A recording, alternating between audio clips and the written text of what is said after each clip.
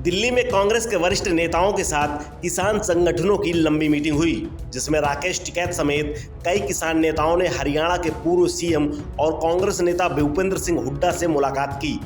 इस दौरान उन्होंने किसानों के हक में बातें की। हुड्डा ने कहा कि एमएसपी पर किसानों को और इंतजार नहीं करा सकते। हम आवाज उठाएंगे, एमएसपी की गारंटी देनी ही होगी। कृषकों के अन्य मुद्दों को सुलझाने होंगे।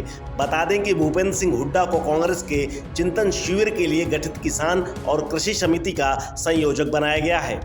बैठक के बाद भूपेंद्र सिंह हुड्डा ने कहा कि किसानों से एमएसपी से कम में फसल को खरीदने वालों के लिए सजा का प्राविधान हो। हम चाहते हैं कि किसानों को एमएसपी की गारंटी मिले। किसानों की मूल मांग यह है कि एमएसपी गारंटी कानून के तहत फसलों की खरीद सरकार की ओर से की जाए या किसी निजी संस्था करे। एमएसपी से कम कीमत पर किसी की भी खरीदारी पर रोक लगे। हुड्डा ने कहा कि कई राज्यों से किसान नेता मुलाकात के लिए आए हैं और अपने सुझाव दिए हैं। हमारी नज़र में इसके अलावा भी कई मुद्दे हैं। सरकार से सबका जवाब मांगेंगे। किसानों ने यह भी कहा कि सरकार की आयात निर्यात नीति से किसानों को नुकसान हो रहा है।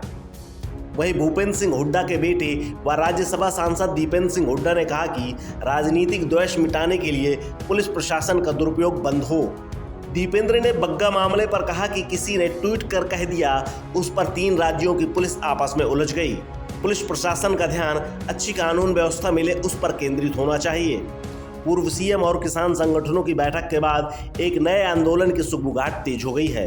माना जा रहा है कि किसान एक नई खिचड़ी पकाने के लिए फिर से एकजुट हो गए हैं, जिसका पूरा प्लान कुछ दिनों बाद सामने आने की उम्मीद है।